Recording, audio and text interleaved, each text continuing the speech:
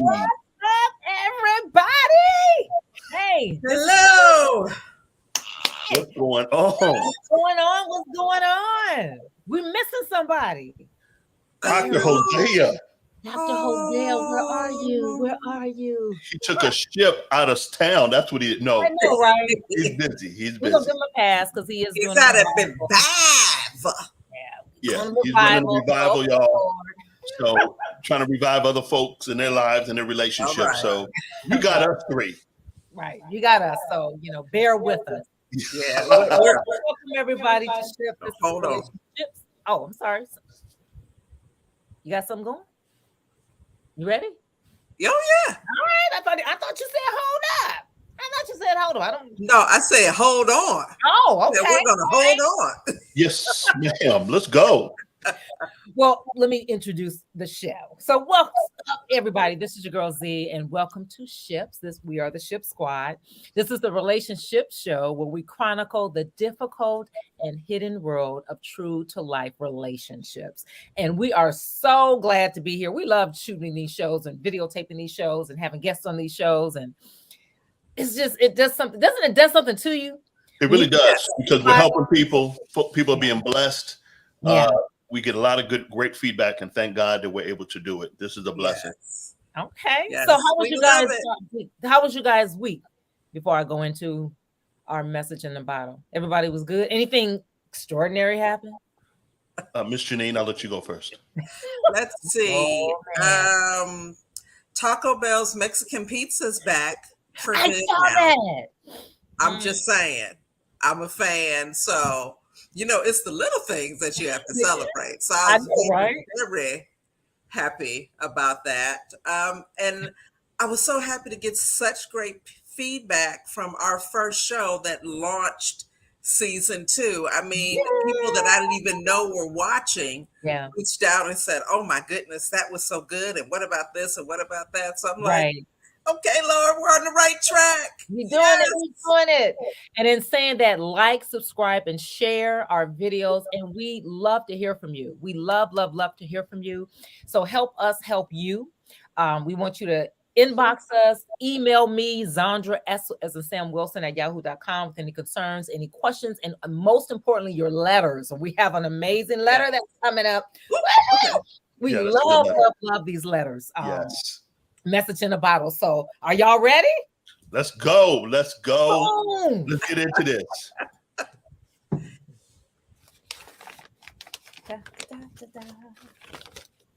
Put a message in a bottle, put a message in a bottle, put a message in a bottle, baby. Yeah. In his absence. Right? He is always with us. Yes. Girl, even though he's not here, but he's here. Okay, squad, are you ready? I'm ready. Come on. Okay, so dear Ship Squad, SOS. It's rough out here in these streets trying to date and find love in 2022. I have an account on every dating site with slight variations on my bio. Was not getting any traction until my friend tweaked it to something much more cutesy and engaging. This made a huge difference because guys are interested in reaching out to me. However, none of them are African American. So I'm in my 40s, never been married, and don't have any kids. I keep myself together and I'm all about health and wellness, but I never say no to a good burger and fries. I always thought my knight in shining armor would be a brother. I've never dated outside of my race and never wanted to, but these other guys are pursuing me. What should I do? Wait for the brothers to notice me? Quite frankly, I'm scared to give the other guys a try. Signed, saving all my love for who? Okay, Pastor Rick. You want me to go first? All right. We're going to take a sip on my that. motto, and I stick to this. She has learned to change her zip code. Yeah, that's your motto. She changed the zip code. If anything, when things aren't working out in your backyard, you need to learn to change your zip code, go to a different place, go to a affluent zip code, if I may say that. You look, you use biblical examples. Miss Ruth, she changed her pretty much her zip code from Moab and went on with Naomi and spent time in her city and found Boaz. Right. So my word for you, you need to follow this lady's example. Nothing wrong with that. My wife found me. Talk to me. Talk to me. I know I look like a brother. You look like a brother. But listen, I am technically. Yes, you are. You are. Pero también yo soy Latino y hablo español buenísimo. Mira, I'm telling folks straight out. Yeah, and I don't even know it, but go ahead. I'm just saying, letting folks know I'm Latino. So my wife, she had to change her zip code. I had to change my zip code. I had to change, but I was, had a thing for the sisters, and I have found the one, and I chased her down, got her. I went into that neighborhood, went into that zip code, snatched her, and brought her into my zip code. But I say that jokingly, but the fact of the matter is, ladies, there are different options out there. And now that the world is opened up to you on the internet, whatever that looks like, you want to take the opportunity to change your zip code. I believe that wholeheartedly. Okay. Okay, my turn. Okay. Yeah. I'll take my glasses off for this. Okay. So I've several friends who are single, and we talk about this all the time. And I think this needs to be another show. Why black men don't want black women. We'll put a bookmark in that.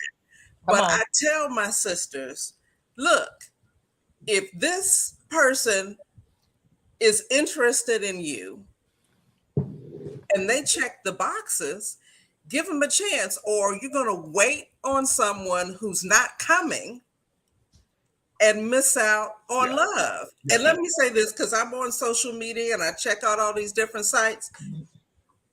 They're making white boys differently these days. I don't know if it's something in the water, the air, the food. These folks are woke. They're trying to buy the bonnets for the sisters. They got Zatarans and Old Bay seasoning and hot sauce and Lowry's in the kitchen. They're like, let me help you take your braids down. They're like, we don't ever have to go swimming. They're here. So if they are interested, right, and you really want to find love and be in a relationship, of course, God's way, then take a step back and say, okay, Lord, I thought that the gift was coming in this package, but if you have it in a different package, open my eyes and let me be findable for whatever color Boaz is. Yes, ma'am. I'm telling you, sisters, y'all gonna miss out on love waiting for somebody who does not want you. True. And if I may add something really quick, coming from Ruth. Ruth was from Moab. She was a black sister. Moabites were black. Period. So let me tell you straight out. And I'm not talking about Coco. I'm not talking about maybe fair skin. Nubian queen. Black. She was exactly. And so she pretty much stepped out of her comfort zone. And that's really what it's about, ladies. It's learning the different cultures. She didn't understand the Hebrew culture, but she went there and understood it. And Boaz saw, the Bible says he saw her. My God, I'm not getting into that. How did he see her? What was he doing, Pastor Rick? Listen, no. If you study it for what it is, I know listen, I know it's not a biblical show, but let's go to it. You look closely what happened. The Bible says that he told his servant to throw a couple of wheats in front of her. Why not hand it to her? So it's an indication. Bend down and see her behind. Talk to me. Talk to me. I know, listen, I know we get super religious and all this, but there is a thing called attraction. Yes, ma'am. He saw it. He was attracted to her. And listen, she may have been covered up, but he imagined. Oh, this imagination can go. Yes, ma'am. So he imagined himself. Yeah, all the qualities were there. She was a servant. She was a woman that pretty much came from out of town. She was a foreigner. And he saw something in her. So I'm just telling you, ladies, keep your options open. Learn to change that zip code. Yes, ma'am. Open. Yes, ma'am. Say it again for the people in the cheap seats. Yes. Open. Open. Wow. Open. Yes, ma'am. Well, okay, so Janine, you and I have had this conversation several times, and coming from the other end, where I'm a sister that just love a black brother, and I do agree with you, and I've heard you say this many times: where change your zip code, give someone a chance, step out over to the other side, and I do agree. I have reservations, and our guests coming up, we could talk about a lot of that stuff, which is why it kept me from wanting to have a son, I guess, with a Caucasian person because of the nature of our country. And I was concerned, would they understand? Could my Caucasian husband understand how to raise a black son in America? And of course, I've been schooled where, he can just get another black, another mentor for this son to be able to relate to what the kid may be going through. So, okay, I think what if is one of the tools and tricks of the enemy. You can what if yourself out of a blessing. Yes, ma'am. Now, I understand the concern about, can this Caucasian man raise a black man? Can a black man raise a black son? There's some black men that are qualified to raise a black son in America. Right, I get that, Janine, but he doesn't know how to be a black man in America. They have in common with their son is their skin color. Now, certainly, I could see how that would be a concern, but I think we throw up so many what ifs, and we negate the challenges that we have with black on black. I'm not negating that. That's not what I'm saying, sis. That's not what I'm saying at all. If you have a white man that cannot relate, depends on the white guy, that cannot relate to what the black, and I've heard this from black men. This is not something that I'm just throwing out of my head. I've heard this from black men. If you have a white guy or a foreigner that doesn't understand the dynamics of what's going on with the black man in America. Now, if we were in Africa or in I can't even say Europe, but in other countries, this wouldn't even be an issue. I'm talking about in America, as to how to tell them how to be able to relate and understand the struggles that they're going through, because they can't. So that's just what I've heard. But look, I would, at the end of the day, I would rather have a white man that's saying, babe, I don't know how to do this. What do you suggest? Versus Ben Carson, who should know and is clueless. I think we just need to be mindful of how the enemy will try to use what ifs to get you to block blessings.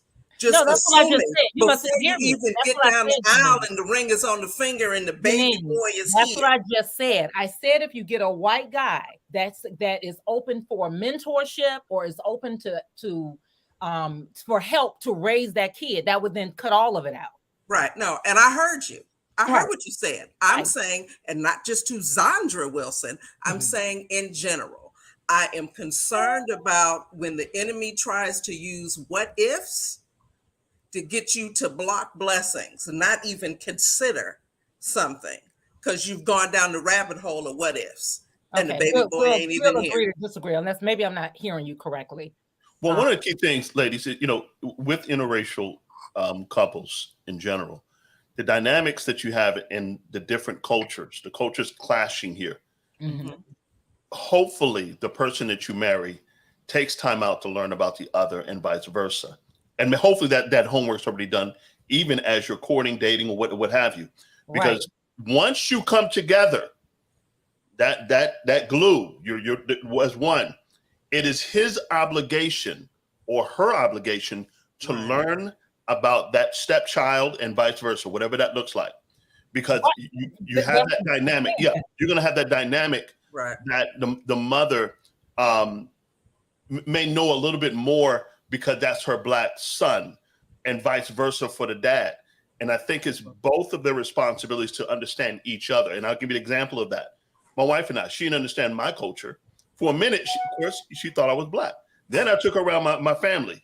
And she found out that I wasn't black. She said, okay, what is going on here? So I told her, I'm Cuban. Yeah, that's what happened. And so she started learning about my family dynamics, that Latin mothers are very possessive. They love their boys and, You know, they practically marry their boys. No disrespect. Por favor, no me manda nada. Don't send me any emails, please. But the fact is, the responsibility I had to understand the Black culture, and the same way she had to understand the Cuban culture. And now, you know, I can't get off of Cuban food. You know, she understands. I agree. That dynamic had to be there. And I agree, you know, on both points here, because it is a responsibility, and not to talk yourself out of a blessing because of whoever comes into your life, because you never know who the Lord may have for you. Right. And you have to be totally open to that. No, I agree. I guess weird. Like I said, maybe I just wasn't understanding what you understood. And I agree with that 100%. If you have, these are from the Black men who have Caucasian fathers who they've said could not.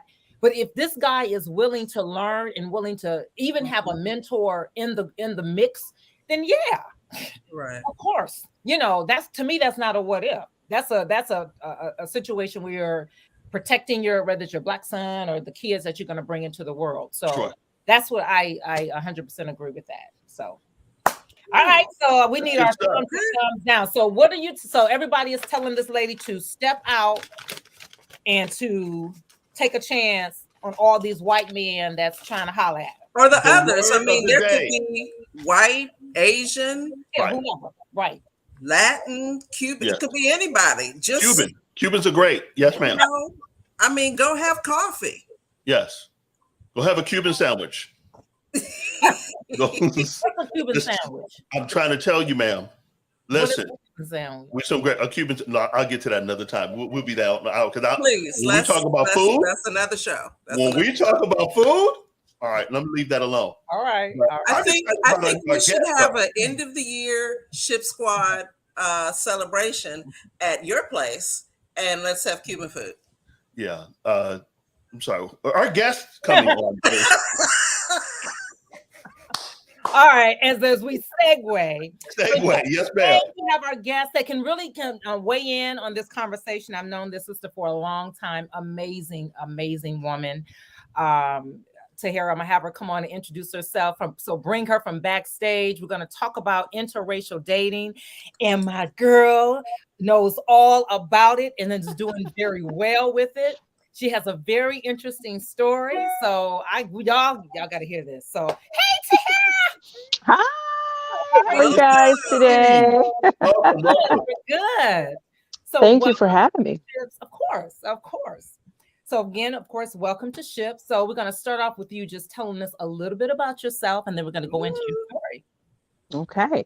Well, my name is Tahera Rene Christy. I am from Oakland, California. And I came from Oakland at the time that the Black Panthers were just ending a lot of what they were doing in the community to support Blackness. So I grew up Black be Black, like extra Black, like Black on top of Black, and in the hood and from the hood. And made my way down to Southern California, went to college, fell in love, had a couple kids with a dude that left, and then fell in love again, got married, and here I am. Started a business, and life is good. But that's me in a nutshell. But I'm just blessed. I'm blessed to be here, and I've been through a lot of mountains, and God has helped me to climb quite a few. So I'm really, really grateful. And that's the truth. That's the true statement. So let's just get into the good stuff. I was there with you through the relationships. So, and then you're right, Tahera, you're definitely a sister. So sometimes people will say, well, is the person kind of I don't know what term you may say. I'll just say kind of like this. What's the girl name that's the Republican type commentator type women? That is not her. I don't want to call out any names. That's right. So I don't want to get offensive. But the general audience will know what I'm talking about. No, she's definitely a sister. So Tahera, let's talk about when you started dating in high school. So you started dating your husband now back in high school, correct? I did. What was about him that made you take a chance back then? There was nothing about him. Like, I wasn't looking for him. He came looking for me. Pastor, I literally relate to your story about how you courted your wife because you were like, I saw this sister. I wanted this sister. I went after this sister. I was relentless to get her. And that's That's my story, and I'm sticking to it. Okay. And so I was in a performing arts high school. I was a singer and dancer, and my husband plays several instruments. And I happened to apply to be in one of the musicals that we were having, and he was a trumpet player, and he was going to be a part of the musical. I think it was him and like two other instrumentalists that showed up to like meet the actors. Right. And I guess this is his. I don't remember none of this, but my husband remembers everything. And he has told me this story several times, that he saw me across the room chewing on some gum. I got these lips and these teeth thing going. So I was probably like, bopping my head and just being all of the extra that I am. And we used to go to Skyline High School, which is up on the hill. And I took like several buses to get there, because I should have been at Castlemont, which is the high school in the hood that all the singers went to, but it was not a school I wanted to go to. I just saw more from my life than going to Castlemont, which is around the corner down the street from where I'm at. So I trudged through gang activity, the hood, to get to where the other kids, like the best high school in Oakland was, and that was his home school. So he lived down the street and around the corner from the place. So anyhow, we had to walk down this hill in order to get to the buses, in order to go home, because everybody kind of dispersed. And I was walking, and he grabs my hand and was like, "You look like you need some help." I was 15 years old. I was like, what? Excuse me? What? Granted, this is a Black school. There were like 60 to 80 white kids at the school. The majority of everybody else was either Black or Asian or Latino, right? It was a very diverse school, but mostly kids of color. Right. So I'm like one of the few white, of thousands of kids, right? So one of the few white people in the place, blonde hair, blue eyed. I'm like, yo, devil, what are you doing? Why are you looking at me? Black Panther. I grew up understanding my history, my culture, my heritage, my background. Like, who are you and why? What? Right. So it was just odd to me. But then he said the magic words, "My mom can give you a ride home." I was like, you mean I got to be on the bus for 2 hours? Yeah, right. I'm not stupid. So did you walk to his house when he grabbed your hand? I didn't know what to. I was 15. My mom raised us very innocently. And so I was just like, I was frozen. Like there was one time I was doing a play, and it was not in the play. One of the boys kissed me on stage in front of everybody. And I was just like, I was frozen. I did not know how to react. Right. Same thing. It's like when it came to stuff like that, I was a good girl. I was frozen. I didn't know what to do. So we walked for a little bit, and I was just like, "Oh, what's that over there?" Just trying to get away from this white man. So his mom took me all the way home. I saw him at school the next day. He looked really sad, and I'm a helper. This is how God built me. I'm gonna help you if you look like you need help, right? So he's looking sad. I was like, "Yo, what's wrong?" He's like, "Oh, I'm having this problem." And I'm just like, "Yo, I'm just experiencing stuff." I was like, "Oh, well, here's my number. Just call me if you need somebody to talk to. I'll listen to you." I don't know why I did that. Because I didn't understand dynamics of guys and girls. It looked like I was like, "Oh yeah, what's up?" I was just like, "No, here's some help." You look sad. I'm a happy person. Let me help you. And he called me at like 3:55 whenever I got, like the moment I got home. And I was tired all them buses getting home. So we talked for about 10 minutes, 15 minutes after that. I woke up. I was like, "Hello?" Drool, everything was bad. He was like, "Yeah, I'm still here." I was like, "Have you?" I said, how long have I been asleep? And he was like, 15 minutes. I said, "You stayed on the phone the whole time?" My dude was not playing. He wasn't playing. He wasn't. But a man who finds a good thing. You hear me? So I apologize profusely. I apologize. I was like, "Yo, I'm so sorry, bro." But after that, it was sold. For a solid year, he tried to date me, like tried for a whole year. So by the time we were 16 in our junior year, he was like, "We just go on a date with me?" Like he came to my house, brought me McDonald's. I was like, "Thank you for the McDonald's." So my daddy said, "I can't date white people, so you got to go." Got the McDonald's, and he took all them buses all the way back to his house. Like he was really pursuing, like, and I was a fat girl. Give me McDonald's. I'm 15, 16 years old. Hell yeah, I'm gonna take the McDonald's. So anyhow, I know this background story is really long, but you have to understand how it's set up. I wasn't set out to go date no white man. He was the first white guy that ever courted me. And granted, let me fast forward to he broke up with me when we were 17. because I told him I loved him and I wanted to marry him and have his babies. The next day he broke up with me. I had no clue why. Again, I'm 17. I'm just thinking I'm telling you the truth. Shame and the devil. This is how I feel, right? You finally got me to go on this date with you. It was amazing. Right. And we finally, kissed. And I was like, oh, you can do all that, right? I'm in love. I'm ready to move forward. And he's like, this is too much. Like, he never told me that. So fast forward to us being 31. This is from 17 to 31. Granted, we had interactions here and there, but till he was 25, he went to jail. Like, he was off doing his thing, got sober, like had this reckless wild life, had too many black friends. Hello, let me tell the truth, shame the devil. Because I was a good girl. And I was like, I had a diverse group of friends. He was really about that black life. Like, he went to school in the hood. He had nothing but black friends. Like, that was who he was. The first girl he ever dated was black. Like, he loved black people, period. And then by the time we were 31, he called me out of the blue. I knew who he was. I was just like, yo, hey, friend, old friend, what's going on?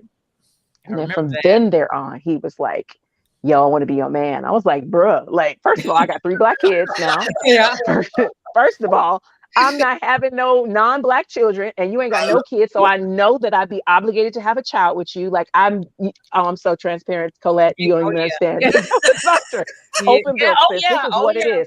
Because the story is a good story in the end, because we have been through so many trials and tribulations. But at the end of the day, the love that we have for each other, the respect that we have for each other because of our differences, we can never be comfortable.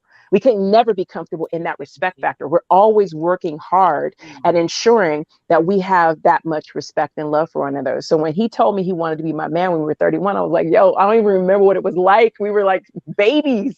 Yeah. I'm going to have to we'll see. So it took me 3 more months, him courting, and I'm going to prove it to you. I'm going to do this. I'm going to do that. Like, he made all these promises. I was like, yep. I got a baby daddy. I don't believe words. Sorry. I need to see it. And he bent himself over backward to do everything that I asked, because he wanted me. Yeah. And that's my thing. A man who finds a wife finds a good thing. Well, all these women who are like, I'm going to propose to my man, girl, don't do it. I do this for I'm going to cater to my man, don't do it. Say it again. I'm going to do all these things to make sure that he wants me. Hold on. You ain't got to make sure a man wants anything. The man is supposed to be attracted to you. He's supposed to pull you in. But if a good man pulls you in and you don't do nothing but this, well, he just blocked your blessing. Because at the end of the day, I wrote down less than 3 months before he and I got together, because I was still dealing with my baby daddy by the time we had gotten together. That's a whole nother show. But anyhow, I was on the tail end of that BS. Yeah. And I wrote down every trait I wanted in a man. And I wasn't ready for that process until I had it in my mind that I was ready for a partner. And not even a partner, I was ready for accountability. For me, that's what a relationship signified, because I was a single mom of 3 kids. Now, I missed that whole step in meeting him, but I had 3 whole kids in between meeting him. So I said, I'm ready for accountability. I got $400 weaves in my head. I got a $30,000 vehicle. I be going on trips. I ain't got no money in my savings accounts. I'm up here wilding out with these kids, just functioning. And I need somebody to be like, yo, sis, what are you doing? Like, I somehow, in the wisdom God bestowed upon me, I knew that that's what I needed. I was a successful single mom. I made a lot of money. Like, it wasn't, I didn't need a partner. I was dating, I was in the streets. You hear me? She was wilding out. You hear me? But I said, no, I think God has more for me. What were you doing, Miss Christy? I was in them streets. We're not in the streets. I was in them streets. You hear me? I was in them streets. Yes, ma'am. She was acting up. And so I said, God, this is too much. This ain't what you have for me. I know there's more to this. And so 3 months later, after I wrote down the list, I want honesty, integrity, accountability. I want love. I want passion. I want guidance. I want support. I want to start a business, Lord. I want to do all these things. And I know I need a partner to help me. I've been trying to do it as a single mom. It's not working. I keep getting stopped. And so 3 months later, and I remember like a week before he and I connected again, I told my baby daddy, yo, if somebody is going to emotionally invest in me, I'm not doing this with you no more, because you're not giving me anything that I need. Because I'm really over what you gave me, which is them 3 kids, with the stuff you gave me before them 3 kids came about, because I was like messed up in here with that thing. Come on now. I'm censoring myself for Beyonce's internet. Come on now.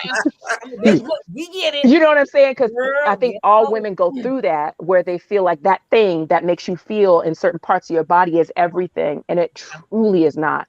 And Yep. what I learned once my husband and I connected, and he had every single trait, and God spoke to me and said, your husband's in your life. He said it one time and he said it in a very still voice, and he never said it again. He knew that I would listen to that because God has Okay. only spoken to me 3 times in my life, and that was one of them. And when he said it, I was like, oh, wait, my baby daddy in my life, my ex-boyfriend in my life, and my high school boyfriend. And he's white. So I know you're talking about him. So I eliminated the rest. I, you know, filtered and qualified in my line, in my head, God's blessing. And I was like, how are you? Wait, no, God was very direct. And then that, like, he called me right after that. I was like, Lord, you didn't mean this white man, did you? I think you meant this white man. Like, I was really like, God, you be tripping. I know you got jokes. You gave me twins as a single mom. I know you got jokes, but like this white man too, you're going to think my life is one big mockery, one big clownery. Like, what is this? Is buffoonery. What are you doing, Lord? Like, I don't question him no more because I know he funny. He got jokes, but he got my back. And so he pursued. I said, okay. We started dating. He did everything he said he was going to do. That integrity was everything. That honesty was everything. You see, I'm so open. I'm open because he has given me the confidence to truly be myself. My husband accepts me 100%. When we argue, it's over stupid stuff. It's never over money, communication, love. It's over like, why the hell is the toilet seat up? It's stupid. You know what I'm saying? I ain't gonna break our relationship. You know what I'm saying? It's like, oh, honey, I forgot. I'm sorry. My bad. Don't do it again. It's one of those things. I'm on my period. I'll be acting up. But that's the whole point. You know what I'm saying? So our What foundation show is did I love, just jump respect, and into? honesty, and it helps. Say that again, Pastor. What show did I just jump into? Because I mentioned Sorry. before we got on, there's a lot of estrogen here, and I'm just trying to assimilate. The whole. I understand pretty much. Uplifting and and putting down the seat. It's just certain things that I just never mind. Go on, keep talking. No, you got to put that seat down. We got 3 girls and we had 2 boys. And I'm sorry, I don't like falling in the toilet in the middle of the night. That's going to prevent you from getting the things that you need in the middle of the night. You hear me? Come It's a on. give and take. Say it. It's a give and take. Say Come on, Tahera. Say it. Try to say. All the things. The only thing I wanted to mention, because I know you guys have other questions, I wanted to address what you girls were talking about earlier about the what ifism, and not even really that, but just as my white husband who helped me raise my black son, my twin black daughters, and now our biracial daughter together. Mm-hmm. We have very open lines of communication when it comes to talking about race and ethnicity. You can't get like half the time he looked like in his photo, he looks like he's photobombing us. Like, what's the white man doing in the picture with all these beautiful black children? What is he? Why is he there? Why, he photo, but when I say this man loves his family and he dove face it, he's like, I know what I'm getting myself into. I was like, I really don't think you do. But me having the understanding and the desire to protect his heart, to support him, to educate, to help him through everything that he was going to go through that I knew as a mom already, and then a wife of desire, to support my husband no matter what color he was. Because he's the only white guy I've ever dated. Okay. So every other person that I supported and upheld and did all those things with was black. He was the one that was willing, and not even because he's white, but he was willing to do it. And he used to tell my kids all the time when we had issues with family and drama, I don't know what it's like to be a black man. I don't know what it's like to be a black woman. What I do know is this. This is how I can help you with this. This is the advice that I can provide you, just as much as I don't know what it's like to be a black man. I can't guide my son after 12. You were supposed to go with your daddy. Really, he was supposed to teach you how to be a man. And because he wasn't doing his part, that's why my son has so many issues in the latter parts of his life, because it's easy for a mom to raise her son because they just need love. After 12, it's really, how do I function in life as an adult? I tell my kids all the time, I'm not raising kids, I'm raising adults. You're going to be an adult way longer than you are a child. So you need to come prepared so that you could put out black excellence. That's just me. But I don't, even with my daughter, my youngest daughter, I try really hard to help her understand, because she went through a phase where she was like, Mommy, I'm white. And I cried and I cried and I cried and I cried. I had to educate her and overeducate her, not just me, but my husband. I said, you need to tell her who she is. Not that she's a black woman, not that she's a white woman, that she has this collision of cultures that intertwine and are collective and connected in a beautiful way. And God made her perfect for her purpose, which has nothing to do with anybody else's facade, persona, culture, facial structure, all that stuff that we as visual people and living in a racist society choose to pay attention to. You have to focus on the things that matter. And yes, it matters that you're Black. And luckily, my daughter, we live in Orange County, right? So we obviously live in a very white area. We are 3% of the population in all of Orange County. And I tell my daughter all the time, you need more Black friends. So we get together at church. We're a part of Black OC Moms. We get together with other Black kids, like deliberately to ensure that she has a very Black experience. But she's also been raised, my younger daughters, they were raised under Barack Obama. They went to a Black church where everybody was a CEO and an executive and had money. My youngest daughter was raised during Black Lives Matter protests and all those things. So she saw all that. So she identified with her people. So thank God that such a horrific situation turned into her desiring to learn more about that part of her culture. She goes to see her grandparents. She talks about being Irish and Estonian and Scottish and what that means to her. And she has this mixture where she's got two sets of grandparents that give her different types of gifts, and all that's a wonderful experience for her. And so I don't think you need to go into any relationship, as I summarize. I'll get off my damn soapbox. Sorry. You hear me? I don't think anybody should go into any relationship with any preconceived notions of what it should be or what they want it to be, other than respectful, honest, transparent, kind, full of love. We say all the time, we keep love at the foundation of what we do, and everything else that's built on that is based on us being able to work together as partners.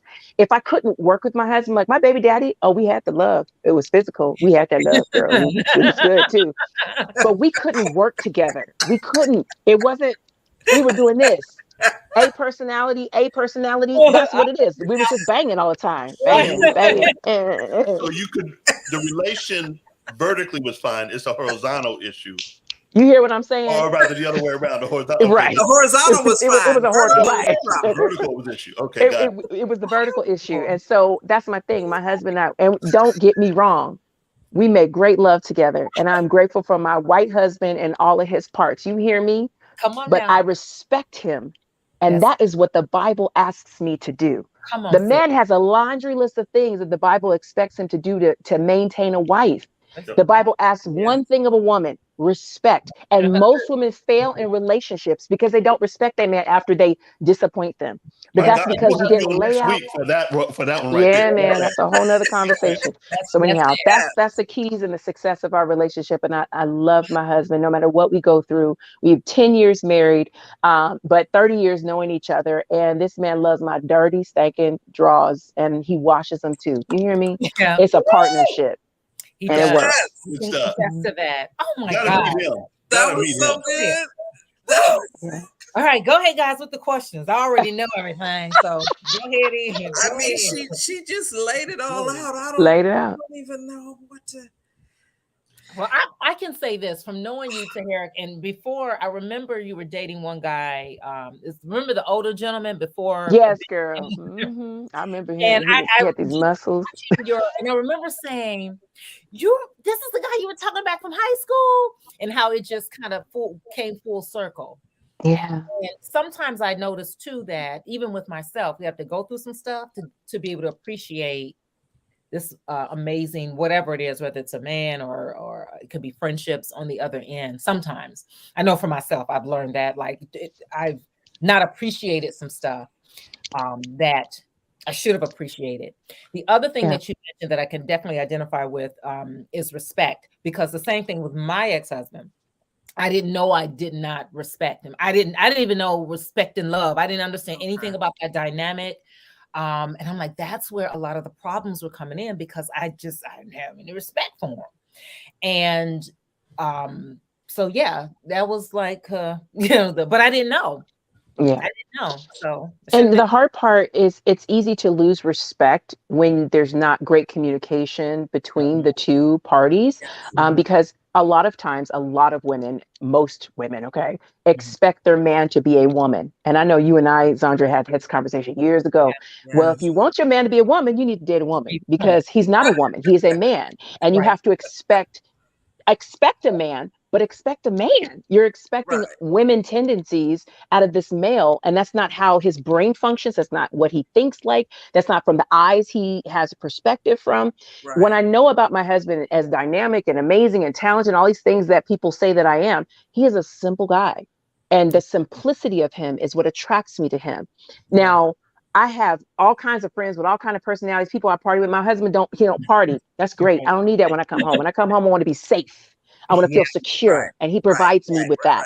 But when I'm in them streets, I have a great time with my friends who are loud and boisterous and fun. I wouldn't want to sleep with none of them. I don't want to, have we don't have that level of intimacy and respect.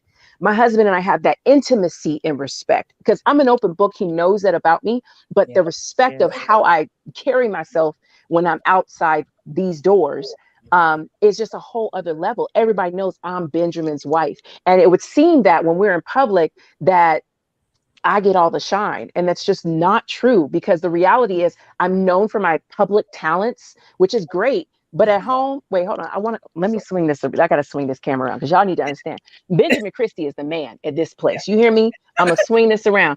Okay, I don't know if y'all can see this little picture that we had. I can see. He is the king. You hear me? He is the king of this house. Ain't no pictures of me. Girl, I got a family picture and a picture of my husband. Because when he walks through this door and pays this mortgage, you hear me? I want him to understand that he has all the love and respect from me that you are the man. And I will never take that away from you. Even if I have moments where I'm upset and I want to tell him about himself, that was year 1 and 2 of the marriage, right? I'm done cussing my husband out. We don't do that no more. Hold on, Mr. Christy, I have a question. Where's that seminar right there? That seminar. You need to do that seminar right there. And the funny thing is, I've done it before. I've done it, and I will do it again. That's good stuff. That's good. My podcast is coming back out too. I'll have y'all on as guests.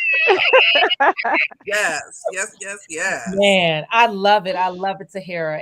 And what I guess just from knowing you for all these years and just the growth and just how amazing obviously I remember when you got married to him. But the key is that you did not allow the skin color or because he looked different to stop you from pursuing or allowing him to pursue you. So let's get into that because I'm real. I'm going to be honest with you, right? And I think I've said it, but I'm going to say it in another way because it was a problem for me. Now, granted, I'm a big Black woman, okay? And I was bigger than this when we first got together. So I'm a big Black woman. He was like 150-pound white man, skinny, pale, pasty, it was a shock to my eyes, to my system, to my heart. I'm being honest. I'm not being disrespectful at all. I'm being honest because a lot of women, that's their thing. I'm attracted to Black men. I'm used to full lips. I'm used to dark skin. I'm used to nappy hair. When I rubbed my fingers through his hair, I was like, yo, this is weird. Like, it was just different. The first time he took out a braid or washed them greens, or this was all new to him too. He's like, y'all Negroes do a lot of things I ain't never seen before. This is part of the respect that's required to learn. I had to learn. I got to put sunscreen on my husband and my youngest daughter so that they don't turn into clams or crabs burnt up. These are things I didn't need to know. You know what I'm saying? That's right. These are things I didn't need to know. Now that I needed to know, and now that he needed to know, I have the empathy of respect for his learning curve. Because we all feel like everybody should just come into a relationship just knowing, I don't know nothing about you until you teach me. And most people, you should just know. They don't. Let me say it again for the people in the back. They don't know. You must tell them. Please. You hear me? Help me. 26 years in. And one thing at a time. Come on, girl. One thing at a time. Tell them in detail, one thing at a time. I need you.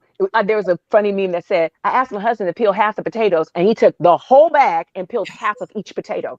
You didn't say, take 10 potatoes, peel each potato until the white meat is showing, rinse that off and put it aside. When you're done with that, I will take over and do my part. I am, and it's not, and you can't be condescending because you're expecting, well, a sister would know, or my girl would know. That's not who you married. Okay. You got to work with the collateral that God has blessed you with, mold it. This is why for me, if and my husband and I, we talked about this. We talk about, we have tons of life insurance and all this stuff. So we just talked recently. I was like, I'm better off dead than alive because of all the life insurance we have. I said, if I die, I'm telling everybody it was you because you're going to come up, right? So my thing is, I have to, if my husband and I ever divorce, God forbid, and I love him, I would never leave. First of all, I told him you could have, I would never fight you over any of this because you and I built this together, right? I said, he has the ability to take over anything and everything of all of ours because he has earned it. Like literally, he has gone through the fire with me and he has proven himself worthy of being my equal because we were not equally yoked. I'll tell you that right now. A lot of my Christian friends were like, first of all, how you going to date a non-Christian? He was very atheist when we met. And I was very, very religious at that particular time. He was just unknowing about a lot of different things. I knew I was going to have a huge learning curve, a lot of teaching to go do, which meant I had to have a lot of patience and empathy and understanding, which I had children. So I knew I had baggage that I was bringing to the table. He just got out of jail. He had baggage of his own he had to bring to the table. And none of the surface level things that I wanted, an educated man who went to college, a Black guy, a man with a bunch of money. He didn't have those things. And those are things that I was like, well, I need that in order to be with a guy. And only because I expanded my mind to what could be out there because his heart was so good and it was in the right place, did I say, okay, I think those things don't really matter right now because I think that we could work together and really build that. When I tell you, when we got together, we was broke, busted, and disgusted. We was living in a 2-bedroom apartment with 1 bathroom with my mom and my 3 kids. And he was a homeless truck driver, sleeping in and out of his truck, figuring out life. I said, you need to show me that for 6 months, you can live on your own, that you can maintain something. Because that was something I was willing to negotiate. Because like, I got 3 kids, like it has to be a give and take. We all got baggage. Oh, hey, you are a liar. Say it. You are a liar. Are you hear me? That's right. What I'm trying to say is everybody coming into their relationships nowadays feeling like they stuff is still 16 and fresh and brand new. And it's not. Okay. Right. I was going to say it different. But I'm saying it like that because that's the kind way I could say it. Yes, you ain't brand new. Your stuff ain't fresh. It's been used. The layers been peeled back. That can been opened. You close it and put it in the refrigerator. Yeah. But it still gets stale a little bit because it ain't the fresh seal that it was when it came out the hospital. You hear what I'm saying? Are we talking about the young ladies? I'm talking about anybody and everybody that think they thing is fresh and unsealed. Everybody. And coming into a relationship with expectation that everybody's supposed to be fresh and unsealed like you are. Yes, ma'am. Most people aren't like that. So when you coming into any relationship with baggage, you better come in with the understanding that it's a negotiation process. In my book, How to Deal with Your Baby Daddy, I have a chapter that's called CEO and CFO. And it breaks down the roles of the 2 partnerships, knowing that y'all ain't together no more. It's not about, that's not my ex. Those are my children's father. I don't have a relationship with that person. The only relationship is the finances and the running of the business. The entity is my child. So if the entity is failing, the CEO or the CFO are not making good decisions. So I go into my relationship with my husband in the same manner. He works the finances. I work the operations, and together the entity, which is all of the stuff we own, our children, everything else that we got going on, will flourish or not according to the business decisions that we make. So mother brain kicked in, and I had forgot earlier what I was going to say, but I was trying to say, I can tell you, Tahera, you were saying that Benjamin had to show you gave him 6 months. Yes. He can show yourself right. Let me see if you can do what you said. And granted, he's a truck driver. He's going across country. He ain't never at the place. Literally, it was not a waste of money, but it was like, show yourself strong. Fred Hammond told me, show yourself strong. Like, let me prove to me what you can do. And he did that. And I was like, okay, then you can move in with me after this. And then I had a pastor in my life who was like, God respects the marriage bed. I was like, well, we're going to get married next year. I'm a commitment phobe. I was like, he was all in, he was ready. I was like, yo, I got some situations I need to fix before we, really dive deep in this thing. I've been a single mom for a minute, and my Rolodex, yes, I got a Rolodex. It was rolling. You hear me? So I had to fix them situations. And I said, yo, give me some time to work through this, and then we can really truly be together. And he did just that. We got married 2.5 months after he proposed. So everything just happened, right? My girls were 6, almost, they just turned 7 when we got married. My son was 10. my girls are 17 now. My son is almost 21. And so we've been through these years where we have struggled, we have fought, we have fallen, and we have risen to the top. I remember when we bought this house 6 years ago, it was impossible for us. Like, we were like, how are we going to afford a house in South Orange County? Right. And we got denied 12 times by 12 different lenders. And because of our persistence, the 13th lender was like, okay, we can work with you. And now, on that note, I have a question on that note. That's good. Orange County, mixed couple, mixed kids. How do you handle the perception or maybe even the racism that you have to deal with in the area? It's only 3% in Orange County. Yeah. Predominantly white. And it sounds like the 3% are in your house. Right. Yeah, they are. Right. And, let it be Trump supporters, whatever they have there, and I'm not trying to get political, I'm just giving an example. But my question is, how do you deal with the outside influences on a racial aspect? Have you experienced it? Does it still happen? Come on, oh my God. Okay, so let me pause and say the only viral video I have is me crying online talking about how Trump supporters were attacking my children. And so we have definitely dealt with that. And my kids have dealt with it throughout school. My 5-year-old, my twin daughter, when she was 5, I took them swimming a lot because I was poor as a single mom. We didn't have nothing to do but swim in the community pool, right? And so I remember she was staring at this one little blonde girl, and she was looking at her, and she went up to her and she was like, how come your mom didn't braid your hair before you got into the pool? Because Black girls braid their hair before they get into a pool because your hair going to be messy by the time you get out the pool. She didn't understand that was a Black girl thing. That was the thing any girl would do. Like, your mama just wilding out, not braiding your hair. And so she had no clue that Blackness was a rarity where we lived. I gave them a Black experience. We went to Black church 5 days a week. We were in Black community organizations. We went to museums. I took them to Atlanta, Georgia, when the girls were like 7 or 8 to go visit Martin Luther King's, we were at Ebenezer Church and all the Black facilities, right? So I did that to give them experiences. And I'm from Oakland, so we went back there a lot too. So we had a lot of experiences that helped them to connect with their Blackness, but they definitely have that Blackish experience. It's funny. We just met Anthony Anderson like a few weeks ago. We saw him in LA, and my daughter was like, "Oh my God, Mom, that's Dre!" And I was like, "Dre, Dr. Dre?" She was like, "No, Dre from Blackish." I was like, "Oh, okay." But she knew him because she watched so many episodes because that's their life. They literally are living that life, and it becomes difficult at times to reconcile the fact that they're attracted to other Black people, but there's slim pickings. And so my one daughter only dates Black guys. Don't matter. There's this one little Latin dude who's so sweet, and he's so cute, and I wish she liked him. She don't like him, child. Like, she wants to date a brother. Period. Point blank.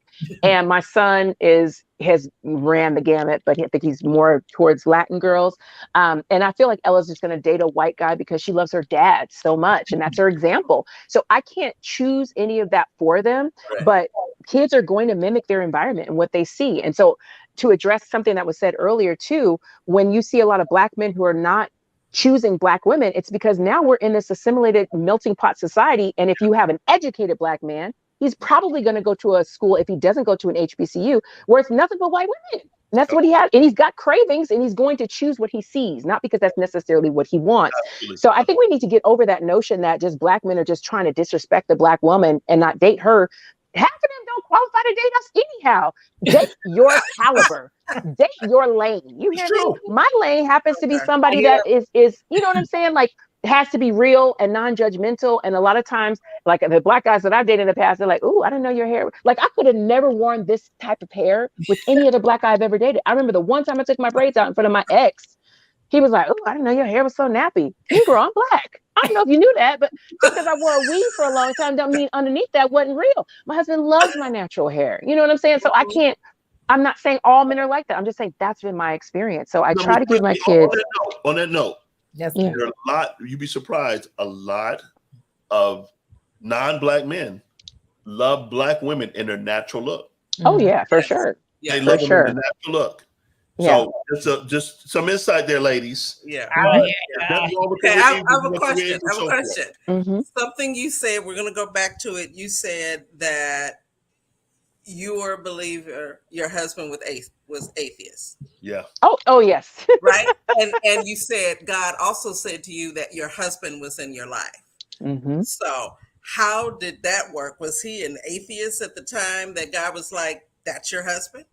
Girl, I'm glad you brought me back because I just was like, but this was a good point for me to really talk about. So my husband's atheist, was atheist. My Christian friends are like, how the hell could you? You know you're wrong. That is not okay. He's not a Christian man. Like, what are you doing? Right. On top of the fact, he's white, he's jaundiced, he probably got AIDS, he just got out of jail. What girl, all the reasons not to, right? I mean, they went in on him. They all love him now, heifers, but they went in on him. I was like, y'all finally see me happy with somebody. Y'all going in. The haters are going to hate. You know why? These singles ladies who are very, very unhappy in their singleness, when they see you trying to couple up and they're going to lose that relationship that they had with you, they're going to find any reason to be like, no, don't do it, sis. Y'all should know by now. I'm pretty smart, and you don't hear about too many relationships that I'm in. So if you hear about this one, there's something to it. I'm a quiet dater. Hello, I'm not like that. Like you ain't gonna be on my gram if we ain't got a ring. You hear me?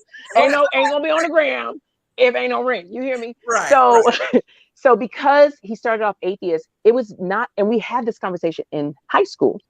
The same thing with white privilege. We had this conversation in high school. I was like, yo, you know about white privilege, right? And I used to try to punch him with it. Like, you need to understand you're white, you're a devil, and you were born that way. I was real adamant and just evil about it. And he was just like, whoa, like most white people, when you try to bring up race, they're like, why does it have to be about race? Because it's all about race. And then they tune out. They shut down. They I want to hear it. I'm sorry, you Negroes need to go watch a movie about your struggle and not talk to me about it. All white people are like that.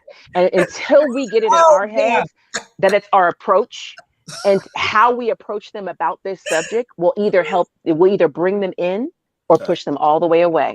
And so I brought my husband in. So one of his things to get me was he used to show up to church. I sang in the choir. So he used to show up to church every Sunday, put on one of my daddy's suits because he had no suits because he just got out of jail. Let me tell the truth, shame the devil. My daddy let him have like 5 suits. He would come in my daddy's suits and come to church and stand there. He would either stand there or just sit, because when they said stand up, he was like, I ain't standing, but I'm going to be here. And that was enough for him because he was like, I don't believe in this. Like, I'm here for you, but I don't believe in this. And I was like, at first I was like, you better believe because you're going to hell. And I'm like, yo, that's not going to bring him. That's not going to bring him to Christ. I'm not going to beat him up into Christ's kingdom, because that's what we're experiencing right now with the Trump king. In church. Exactly. And that's just not cool. So I had to change my approach. And I was like, you know what? Okay, sweetheart, I get it. I see that you're going to come a different way if you come at all, but it has to be through you. And I softened up because I listened. Like, that was the biggest thing. He told me how he felt. And instead of judging him and trying to redirect him like he was my kid, I supported him in where he was at. And we had enough experiences in our lives at that particular time in our lives that empathy was being built, for each other, and through the various instances that we had in life where we needed each other. And he turned agnostic just before he had just gotten into a car accident. Okay. And it stifled him, and he was mad because somebody hit him, and he was just so angry, and he couldn't understand why he was so angry. And if your God was so good, why would this happen to me? And being, white man, top of the food chain, he's a boss everywhere he goes. Suddenly something bad happens. And a lot of white people, I feel like a lot of the conspiracies and issues that they're having in their communities, because they ain't got no business. We got so much going on within our communities. We ain't got time for the BS that they got time for. And so that felt like an attack on his person. And I introduced him to just meditation, not even prayer. You don't have to talk to anybody, just meditate so you can hear what may be in this energy field. And I changed my language. So I wasn't like, well, Jesus Christ said on the cross, that wasn't going to appeal to him. I appealed to his spirituality and left it there. And let God do what God does. Tahera, I want to stop you right here. Can you please come back for a part 2? Oh yeah, girl. Yes. I want to leave this cliffhanger. Yeah. And we're going to remember where you stopped, so people will tune back. This is too good. And I also want to bring you back to talk about the experiences that you had, and we can even maybe play some of that video in Orange County. So to answer, yes. So this is too good. I didn't want to rush you because this is all so good. So we're gonna bring you back, sis. Oh, look, the comments are coming in. This was amazing. She's coming back. Yeah, you girl, the takeover. So thank you so freaking much. And we're gonna get together and we bring you back and we're gonna bring you. You're gonna pick up right where you left off. Yes. And we're gonna let you bring it and hone it all the way in, girl. This is amazing. This is amazing. Yes. Well, thank you for having me. I didn't know if I could speak as long, but apparently I have a lot of stories. My bad. Girl, and no. That's what I'm saying. We're doing a part 2. Rick was like, we need to do a part 2. So instead of rushing it, since we're running out of time, we're gonna bring you back and give you the full floor again and allow you to continue because it's good. Very awesome. So freaking good. Mrs. Christy, you have information about yourself. I want to make sure you people are able to reach you. Come on you now. have a website. I do. I have several actually, but we'll go with www.amorep.com. Check me out on Instagram at instagram.com/loveamorprop. That's PROPRE.